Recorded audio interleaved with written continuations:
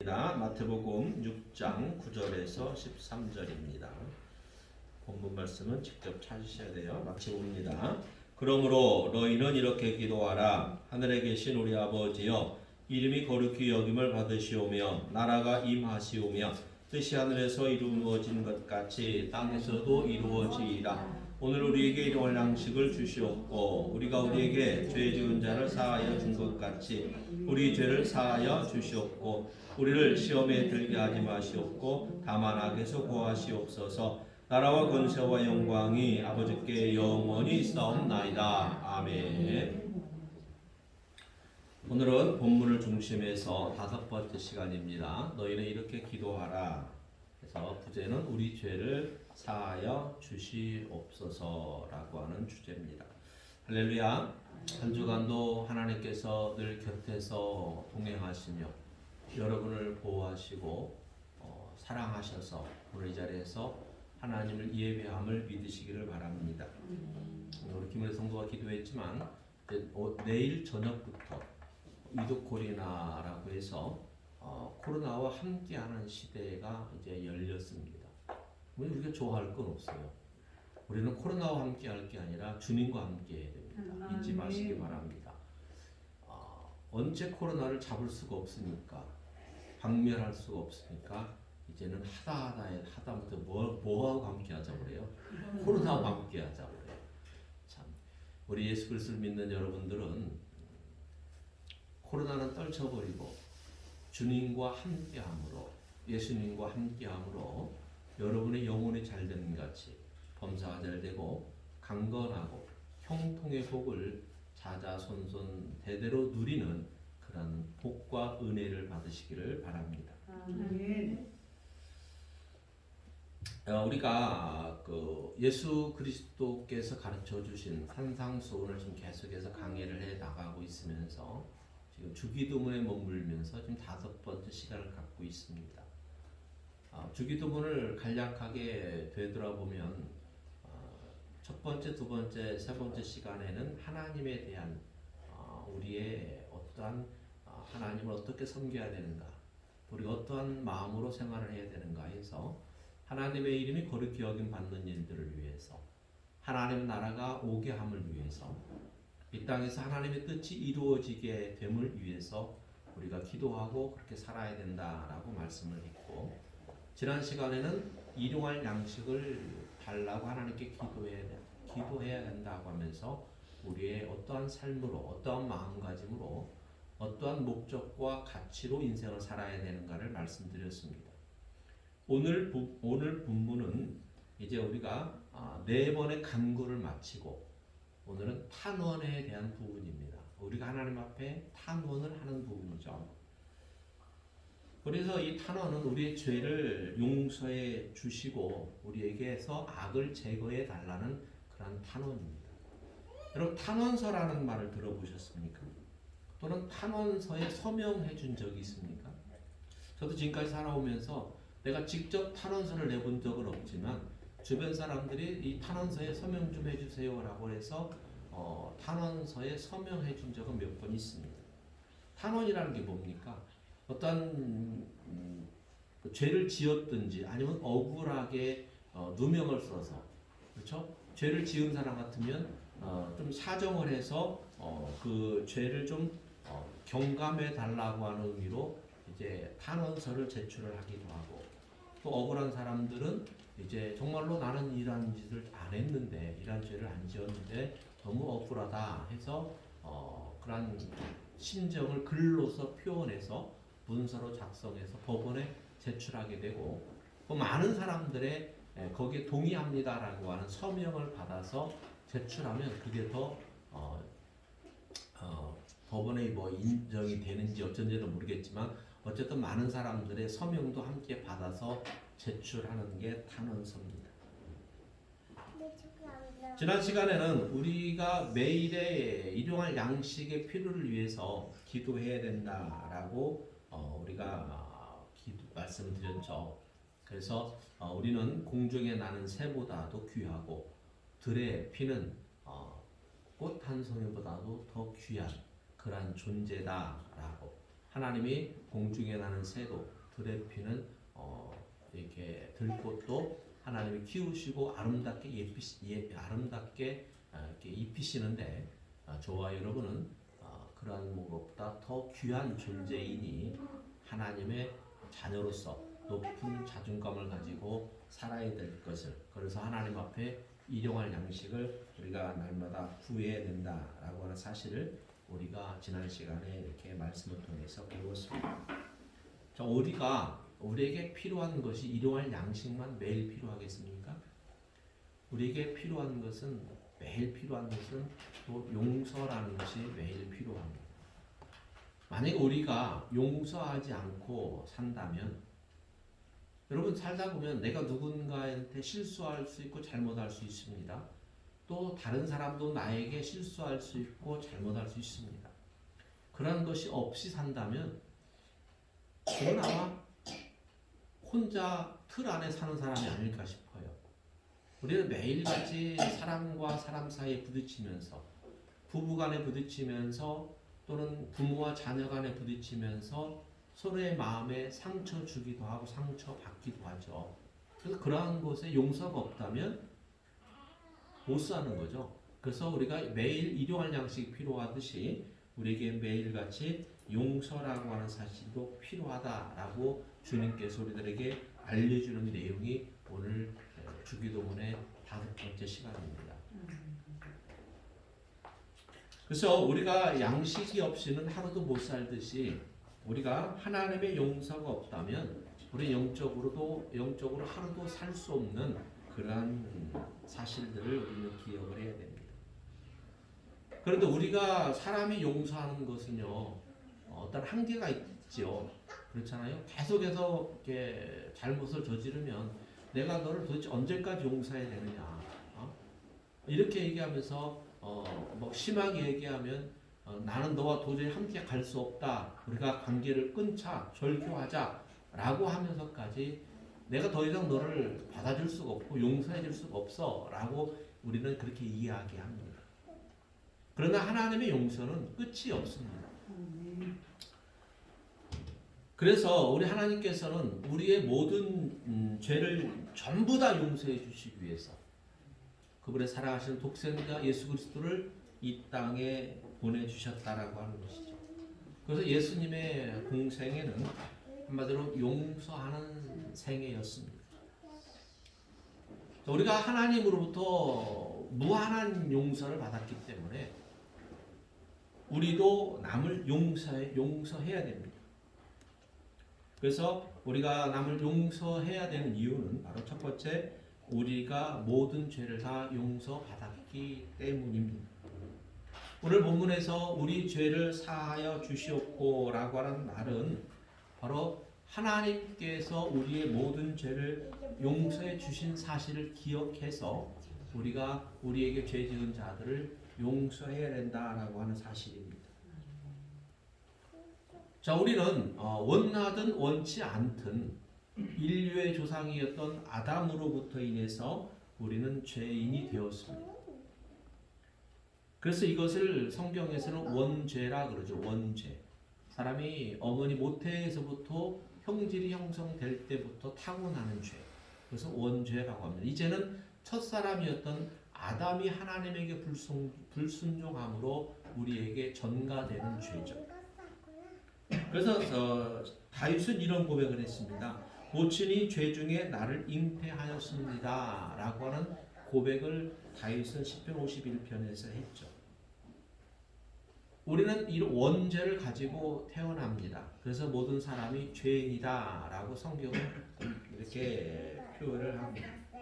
그래서 우리 모든 사람들이 바로 날 때부터 우리 인간의 몸이 형성될 때부터 우리가 이 죄성을 가지고 있기 때문에 우리는 이미 타락한 상태로 이 땅에 우리가 살아가게 돼서 온 인류가 죄로 가득 차게 되어 있고 그 죄 때문에 우리의 생활은 더러워지고 있다라고 하는 사실이죠. 그래서 원죄가 바로 인류를 더럽게 만들고 부패하게 만들고 타락하게 만드는 거예요. 부패하고 타락하는 것이 지금 시대에만 있는 것이 아니라 바로 첫사람이었던 아담 때부터 시작되었다라고 하는 사실입니다. 그래서 우리가 이 만연해져 있는 죄와 부패 때문에 우리가 탄식할 일은 없어요. 왜냐하면 이미 원래부터 시작된 거. 그래서 우리는 이 만연해져 있는 이 죄를 우리는 스스로 해결할 수 없다라고 하는 사실만 알면 돼요. 우리가 이 죄를 스스로 해결할 수가 없기 때문에 우리가 뭐가 필요하냐면 예수 그리스도가 우리에게 필요한 거예요. 왜냐하면 예수 그리스도께서 이 땅에 오셔서 십자가에 죽으심으로 그분의 인생의 용서의 생애이기 때문에 우리 모든 사람들이 예수님만 믿으면, 예수 그리스도를 영접하여 믿으면 우리 이런 원죄가 다 해결되어지기 때문에, 용서받기 때문에 우리가 원죄를 하나님 앞에 해결받아야 되는 거예요. 해결을 받아야만이 우리가 구원받는 거고, 우리가 하나님의 나라의 백성으로, 하나님의 자녀로 영광을 누리며 살 수 있다라고 하는 것입니다. 자, 그런데 우리가 이 원죄만 있으면 다행인데, 원죄만 있는 것이 아니라 우리의 의지나 우리 행동으로 범하는 죄가 또 있죠. 이것을 성경은 자범죄라고 말합니다. 자, 요한복음 8장 7, 8, 9절 한번 보십시다. 시작. 그들이 묻기를 맞지 아니하는지라 이에 일어나 이르시되 너희 중에 죄 없는 자가 먼저 돌로 치라 하시고 다시 몸을 굽혀 손가락으로 땅에 쓰시니 그들이 이 말씀을 듣고 양심의 가책을 느껴 어른으로 시작하여 젊은이까지 하나씩 나가고 오직 예수와 그 가운데 섰는 여자만 남았더라. 자, 이게 무슨 말씀이냐면, 자, 예수님 당시에는 율법 시대죠. 율법 시대에 예수님 오셨고, 율법 시대에는 율법이 곧 법이었습니다. 그래서 율법에는 간음하다가 붙잡히면 돌로 쳐 죽이라라고 하는 그런 율법이 정해져 있죠. 그래서 간음하다 현장에서 붙잡힌 여인을 사람들이 예수님께로 끌고 옵니다. 그리고 예수님에게 하는 얘기가, 율법에는 이러한 여인을 돌로 쳐 죽이라, 간음하다 붙잡힌 사람을 돌로 쳐 죽이라고 했는데 당신은 어떻게 하시겠습니까? 이렇게 묻는 거죠. 왜냐하면 예수님이 이 땅에 오셔서 율법을 가르치면서 율법에서 가장 큰 것이 뭐고 중요한 율법이 무엇입니까? 라고 물었을 때에 첫 번째는 하나님을 사랑하는 거고, 둘째는 그와 같이 너희 이웃을 사랑하는 것이다 라고 예수님이 말씀을 하니까, 가르치니까 율법주의자들이, 사람들이 예수님에게 묻는 거죠. 예수님 당신은 하나님을 사랑하고 이웃을 사랑하라 했는데 여기 가늠하다 붙잡힌 이 여인도 이웃인데 어떻게 하겠습니까? 라고 묻는 거죠. 율법에는 돌로 쳐 죽이라 했는데 당신은 어떻게 하겠습니까? 라고 물을 때 예수님은 그들의 속마음을 이미 아시는 거죠. 예수님을 시험하려고 하는 것을 아십니다. 그래서 예수님이 묵묵하게 있으시다가 예수님이 한 말씀 던지셨죠. 그 말씀이 뭡니까? 너희 중에 죄 없는 자가 먼저 돌로 치라고 하셨어요. 그러니까 율법을 알고 있는 그들이 가늠하다 붙잡힌 여인은, 가늠하다 붙잡힌 사람을 돌로 쳐 죽이라고 하는 것이 율법이니까 너희들이 율법을 알고 있지 않느냐? 그러면 너희 중에 죄가 없는 사람이 있다면 그를 돌로 치라는 거예요. 근데 사람들이 8장 9절에 보니까 뭐라고 말했어요? 양심의 가책을 느껴서 하나씩 그 자리를 다 떠나갔더라 라고 얘기합니다. 사람들이 왜 돌아갔다라는 얘기죠? 양심에 뭘 느꼈다? 가책을 느꼈다. 자, 여러분 그런 말 써봐요, 안 써봐요? 내가 양심의 가책이 느껴져서 도저히 일을 못하겠어 라는 말 여러분이 해봅니까? 안 해봅니까? 그런 생각 안 들어봤다면 양심의 가책이 없는 거예요. 못 느끼는 거죠. 어떠한 정말로 해서는 안 될 일들, 사람으로 상식적으로 도저히 해서는 안 될 일들을 보면서도 양심에 전혀 꺼리낌이 없고 한다면 우리는 속된 말로 뭐 했다고 그러죠? 양심에 털났다 그러죠. 양심이 가리워져 있다는 거예요. 근데 이 양심은 뭐냐면요, 하나님께서 우리 인간에게 선악을 구별할 수 있도록 마지막으로 남겨놓은 보루다라고 여러분 생각하세요. 근데 이 양심이 닫히면, 양심이 속된 말로 털나면, 즉 양심이 가리워져 버리면 부패를 하고 타락된 일들을 해도 전혀 개의치를 않는 거예요. 여러분 우리가 원죄나 자범죄로부터 완전하게 용서받고 구원받을 수 있는 방법이 무엇이겠습니까? 그것은 바로 성경에서 제시하는 대로 주 예수를 믿으라. 그래야만 너와 내 집이 구원을 받으리라. 즉 우리가 예수님을 영접함으로 우리의 원죄나 자범죄가 죄사함을 받게 되는 거죠. 용서함을 받게 되는 거죠. 그런데 우리가 하나 가지 조심해야 될 것은 원죄는 우리가 그렇습니다. 예수님 믿음으로 우리가 단번에 용서함 받을 수 있는 죄예요. 왜? 그 원죄는 내가 지은 게 아니라 아담 때부터 내려온 거기 때문에 전가된 거기 때문에 예수님을 영접하고 하나님께 죄사함을 구해서 용서함 받을 수 있는 죄예요. 근데 이 자범죄라는 건 어떻습니까? 자, 우리가 교회 다니다 보면 사람들이 그런 얘기를 하잖아요. 야, 목사가 왜 나쁜 짓을 이렇게 하냐? 교회 장로나 집사가 왜 이렇게 나쁜 짓을 하냐? 그런 얘기를 들어봐요, 안 들어봐요? 들어보죠. 전도하다 보면 그런 얘기를 들어요. 전도하다 보면 제가 이제 개인 택시를 하면서 전도를 하면 손님들이 뭐라고 하냐면, 그러면 지난주에 이런저런 뉴스가 나왔는데 어떻게 생각하십니까? 이렇게 물어봐요, 나한테. 그럼 제가 하는 얘기가 제일 즐겨 사용하는 내용이 이런 내용이죠. 자, 대한민국에 남자가 많아요. 남자가 못된 짓을 했어요. 어린아이를 성폭행을 했어요. 그러면 대한민국 남자는 어떻게 해야 돼요? 다 쥐구멍으로 들어가야 돼요? 내가 그런 얘기를 해요. 사람, 그리스도인도 교회인도 사람인지라 죄를 지어요. 그래서 우리가 예수님이 필요한 거예요. 그래서 교회가 필요한 거예요. 저는 그렇게 얘기를 하는 거죠.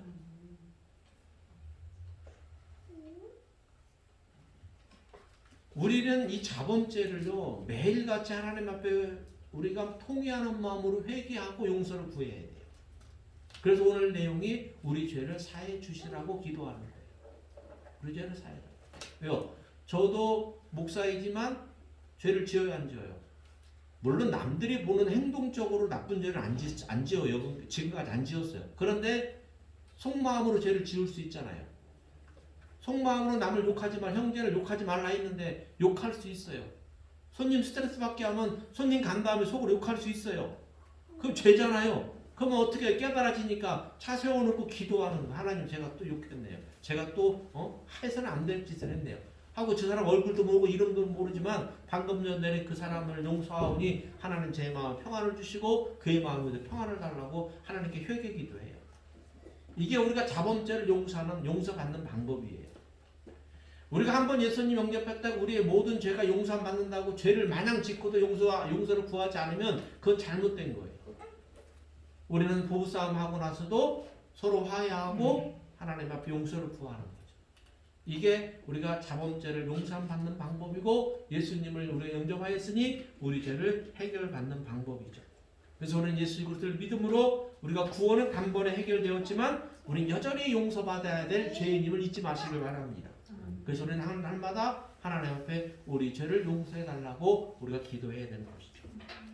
우리가 남을 용서해야 되는 두 번째 이유는 뭐냐면 하나님께서 우리의 모든 죄를 용서해 주셨기 때문에 우리가 남의 죄도 용서해 주어야 되는 것이죠. 그래서 우리 그리스도인들의 삶은 하나님의 용서로부터 시작되는 것이 우리의 삶이에요. 자, 우리는 모두가 다 죄인입니다. 우리 모두가 다 죄인인데 어떠한 죄인이죠? 하나님의 용서를 받은 죄인들이에요. 하나님의 용서받은 죄인이기 때문에 우리는 다른 사람도 다 용서해 주어야 되는 거예요. 우리는 예수 그리스도를 믿음으로 말미암아 예수님으로 말미암아 우리 모든 죄가 용서함 받았고 우리는 죄인임에도 불구하고 우리는 하나님으로부터 거룩하다 인정을 받기 때문에 우리는 그 거룩함을 유지하기 위해서라도 우리는 남을 용서하는 이런 삶을 살아가야 된다라고 하는 것입니다. 이사야서 1장 18절 말씀을 같이 한번 보십니다. 시작. 여호와께서 말씀하시되 오라 우리가 서로 변론하자. 너희의 죄가 주홍같을지라도 눈과 같이 희어질 것이요 기름같이 붉을지라도 양털같이 희게 되리라. 아멘. 이 말씀은 하나님이 우리의 모든 죄를 다 용서해 주시겠다라고 하는 거예요. 우리의 죄를 기억하지 않겠다라고 하는 거예요. 주홍같이 붉은데 눈과 같이 희게 하신다. 양털같이 희게 한다는 얘기는요. 기억하지 않는다라는 얘기죠. 기억하지 않겠다라고 하는 거예요.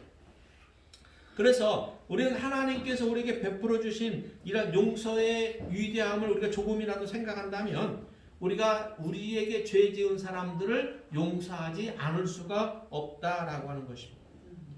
그래서 예수님은 베드로가 이런 질문을 하잖아요. 한번 보십시다. 베드로가 하나 빠졌네. 베드로가 어떤 질문을 하냐면 예수님이 용서에 대한 이야기를 하니까 그러면 예수님 나에게 용서를 구하는 사람을 내가 몇 번이나 용서하면 됩니까? 7번만 용서하면 됩니까? 이렇게 물어보죠. 7이라고 하는 숫자를 유대인들은 좋아합니다. 완전한 숫자로 생각해서.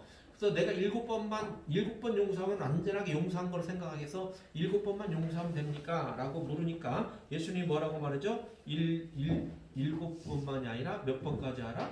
70번까지도 하라. 7번씩 70번이라도 해라. 이렇게 얘기하죠.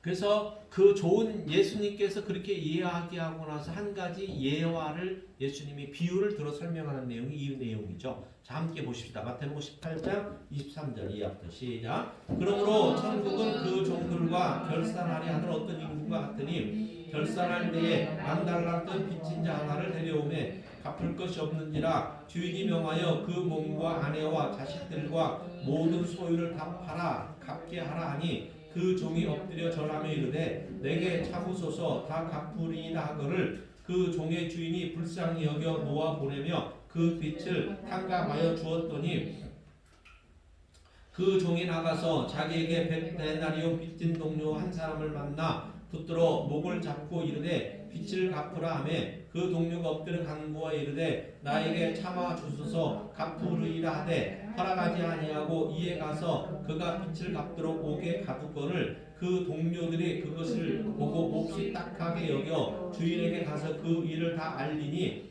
이에 주인이 그를 불러다가 말하되 악한 종아 내가 빌기에 내가 내 빚을 전부 탕감하여 주었거늘 내가 너를 불쌍히 여김과 같이 너도 내 동료를 불쌍히 여김이 마땅하지 아니하냐 하고 주인이 노하여 그 빚을 다 갚도록 그를 옥졸들에게 넘기니라. 너희가 각각 마음으로부터 형제를 용서하지 아니하면 나의 하늘 아버지께서도 너희에게 이와 같이 하시리라. 이 간략하게 생각하면 이거죠. 임금이 1만 달란트를 빚진 사람을 이제 빚을 갚으라고 이렇게 불러드렸어요. 근데 1만 달란트는요, 우리가 평생 일해서 갚을 수 없는 그런 금액이죠. 그런데 그 종이 이 1만 달란트 빚진 종이 갚을 수가 없으니까 그의 집 모든 거, 아내나 자식이나 모든 재산을 다 팔아서 갚으라 라고 했지만 그것도 안 되는 거예요. 그러니까 불쌍히 여겨달라고 막 간청을 하니까 탄원을 하니까 이 임금이 그러면 좋다. 내가 너를 용서해주마 하고 1만 달란트 빚을 전부 다 탕감하고 보내줬어요.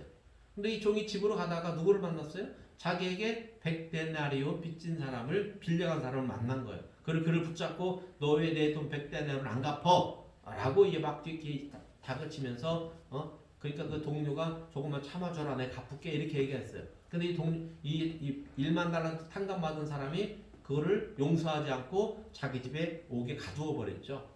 그러니까 그 사실을 이제 임금의 종들이 알고 임금에게 이렇게 얘기합니다. 임금님이시여 1만 달란트 탕감받은 그 종이 자기의 100데나리온 빚진 사람을 용서하지 않고 옥에 가두었습니다. 라고 하니까 임금이 그를 불러들여서 이 악한 종이라고 하면서 내가 너를 1만 달란트를 탕감해서 용서해 주었거늘 너는 그 조그마한 100데나리온 빚진 자를 용서하지 못하고 너 그렇게 하였느냐? 이를 널 다 그 탕감 받은 거를 무효하고 이 사람을 옥에 가두어라 하고 악한 종이라고 이렇게 부르면서 그를 내치지 않았습니까? 그래서 여러분 여기에서 보는 게 그렇죠. 18장 33절에 있는 것처럼 내가 너를 불쌍히 여김과 같이 너도 너의 동료를 불쌍히 여기는 것이 마땅하다라는 거죠. 여기서 임금이 얘기하는 하나님이 얘기하는 거예요. 내가 너의 모든 죄를 예수 그리스도를 통하여 용서한 것 같이 너는 너의 이웃들의 모든 죄들을 용서하는 것이 마땅하지 아니하냐라는 거예요. 그래서 35절에 있는 것처럼 사람은 각각 그 마음으로부터 형제를 용서해야 되고 그렇게 용서하지 아니하면 너희 하늘 아버지께서도 너에게 그와 같이 할 것이다. 즉 무슨 얘기죠? 우리가 이 땅에서 용서하지 아니하면 하나님 우리의 죄도 용서하지 않겠다라고 하는 것입니다. 그래서 여러분 우리의 인생은요, 우리 신앙인들의 삶은요, 용서의 삶이 되어야 되는 거예요. 우리 인생은 용서하는 인생이 되어야 되는 거예요. 절대 내가 마음에 콕 담고 내가 언젠가는 복수하고 말 거야 이러한 마음을 가져서는 안 된다라고 하는 것이죠. 그래서 우리는 분명히 용서해야 다른 사람도 용서할 수 있는 거예요. 용서는 돌고 도는 거예요. 돈만 돌고 도는 것이 아니라 용서는 돌고 도는 거예요. 내가 용서해야 다른 사람도 또 용서하는 거고. 다 사실 이런 분명하게 기억을 하십시오. 자, 우리가 그러면 어떻게 하면 용서가 가능할까? 어떻게 하면 용서하는 마음을 가질까? 마태복음 18장 21절 22절 시작. 그때 베드로가 나와 이르되 주의 형제가 내게 죄를 범하면 몇 번이나 용서해 주리까? 7번까지 하리까? 예수께서 이르시되 내게 이르노니 7번뿐만 아니라 7번을 70번까지라도 할지니라. 여러분 7번을 70번까지라도 할지니라 이 말씀은요. 무슨 말씀이냐면 우리가 우리 동료들의 죄를 우리 이웃들의 죄를 어떻게 하라? 끝까지 용서해 주어라는 거죠. 자, 끝까지 용서해 주기 위해서 필요한 거 한 가지가 있어요. 그것이 바로 뭐냐면 사랑입니다. 사랑. 하나님이 우리의 죄를 모든 죄를 끝까지 다 용서해 주신 것은 영원토록 용서해 주신 것은 하나님의 무한하신 사랑 때문에 그렇죠. 하나님 우리를 정말로 사랑하신 급진하신 그 사랑하신 때문에 우리의 모든 죄가 용서함 받은 것처럼 우리가 이웃들을 사랑하는 것처럼 즉 내 몸을 사랑함 같이 이웃을 사랑하는 그 사랑의 마음이 바로 용서할 수 있다라고 하는 것이죠. 이 사랑이 바탕이 되지 않으면요. 사랑이 없는 용서는 용서가 아니고 묵인이에요. 묵인. 그냥 눈 감아주는 거예요. 이것은 용서가 안 됩니다. 그래서 눈 감아주는 묵인과 용서하면서 사랑으로 용서해 주는 것과는요. 엄청난 차이가 있어요. 그래서 하나님께서는 우리의 잘못을 묵인하지 않으셨고 용서해 주셨다라고 하는 사실을 기억하십시오. 그래서 하나님의 용서에는 그 독생자를 우리에게 기꺼이 내어주는 그 사랑이 포함되어 있다라고 하는 사실입니다. 그래서 우리를 사랑하셨기 때문에 우리를 용서하신 그 하나님이시기 때문에 우리가 하나님의 그 사랑을 받았으니 우리가 이웃들을 내 몸처럼 사랑함으로 용서해 주는 것이 저와 여러분의 삶이다라고 하는 것이죠. 그래서 예수님은 이웃을 내 몸처럼 사랑하라 라고 말씀합니다. 이 말은 이웃을 내 몸처럼 아끼고 사랑하고 용서해 주어라 라고 하는 것이죠. 그러면 하나님의 용서는 누가 받을 수 있는가? 하나님의 용서는 누가 받을 수 있을까요? 오늘 예수님이 우리에게 가르쳐 주시는 것처럼 우리가 우리에게 죄 지은 자를 사하여 준 것 같이, 다시 말해서 하나님의 용서받을 수 있는 사람은 우리에게 죄 지은 자를 용서해 준 자가 하나님의 용서를 받을 수 있다라고 하는 것이죠. 그러므로 우리가 바로 하나님의 용서를 받기 위해서 우리가 우리에게 죄 지은 자들의 용서를 죄를 사해 주어야 된다. 용서해 주어야 된다. 라고 하는 것이 오늘의 말씀입니다. 그래서 18장 35절 다시 한번 보면 시작. 너희가 각각 마음으로부터 형제를 용서하지 아니하면 나의 하늘 아버지께서도 너에게 이같이 하시리라. 자, 우리가 용서하지 아니하면 하나님 우리의 죄를 용서하지 않는데요. 이 반대로 우리가 마음으로부터 우리의 마음으로부터 우리의 형제를 용서하면 하늘 아버지도 우리를 어떻게 한다? 용서하시겠다라고 하는 이 말씀입니다. 그래서 여러분 하나님의 용서를 우리는 분명히 필요로 하는 사람들이죠. 하나님 용서를 이미 우리는 받은 사람들입니다. 그래서 하나님의 용서가 여러분들에게 필요하고 하나님 용서를 여러분들이 받은 사람이라면 그 하나님 용서를 가지고 우리 이웃들을 용서하는 마음을 가져야 되는 것이죠. 우리가 남을 용서하지 않는 마음을 가지고 있다면 하나님 용서를 우리 받을 자격이 없어요. 여러분 하나님 용서를 받기 위해서 하나님 용서 받을 자격이 주어지기 위해서는 우리가 남을 용서하는 이런 마음을 가져야 된다라고 하는 것입니다. 다시 말해서 하나님의 용서는 남을 용서함으로 가능하다라고 하는 것 사실 오늘 분명히 기억하십시오. 우리가 죄를 용서받는 길, 그것은 바로 요한 1장 1장 9절에 나오죠. 같이 한번 마지막 말씀입니다. 봅시다. 시작. 만일 우리가 우리 죄를 자백하면 그를 미쁘시고 의로우사 우리 죄를 사하시며 우리를 모든 불의에서 깨끗하게 하실 것이요. 아멘. 여기서 그는 하나님이십니다. 그는 미쁘시고 의로우사죠. 하나님처럼 의로우시고 신실하시고 진실되신 분은 없다라고 하는 것입니다. 하나님이 미쁘시고 의로우시기 때문에 우리가 그분에게 우리의 죄를 자백하면 그분은 우리의 죄를 사해 주시면서 우리를 모든 불의에서 깨끗하게 건져 주실 것이다 라고 하는 사실입니다. 그러므로 우리가 하나님 앞에 용서받지 못할 죄는 없습니다. 하나님 앞에 우리가 고백만 하면 하나님의 우리의 죄를 자백만 하면 하나님은 용서하시는데 하나님의 용서는 완전한 용서다라고 하는 것이죠. 어떻게 하나님은 우리처럼 인간처럼 뒤끝을 남겨놓는 분이 아닙니다. 하나님은 아까도 보여줬지만 주음같이 붉을지라도 양털같이 희게하고 눈과 같이 희게하는 이런 완전하게 깨끗하게 용서하시는 하나님의 용서다라고 하는 사실을 여러분 오늘 말씀 안에 꼭 기억하시고 사랑하는 여러분들이 우리가 하나님께 용서받았음을 감사하는 삶을 사시면서 아직도 하나님의 용서가 필요한 많은 사람들이 우리 주변에 있습니다. 그들이 누구냐면 아직 예수님 믿지 않는 사람들입니다.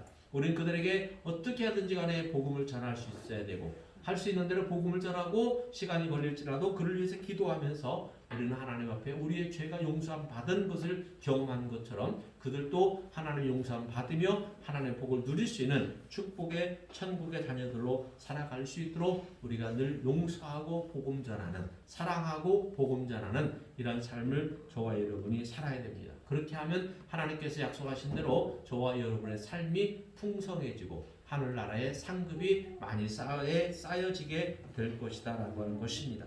하나님의 완전한 용서를 받아서 모든 죄로부터 자유함을 누리는 저와 여러분들이 우리의 삶이 사랑과 용서로 우리의 삶이 점철되어져서 우리의 마음도 행복해지고 우리 가정도 평화로워지고 이웃들에게도 사랑이 넘치는 그런 삶으로 말미암아 하나님께는 영광이고 저와 여러분들에게는 큰 상급이 주어지는 보상이 주어지는 그런 축복을 받는 여러분 다 되시기를 주님의 이름으로 축원합니다. 아멘. 기도합니다.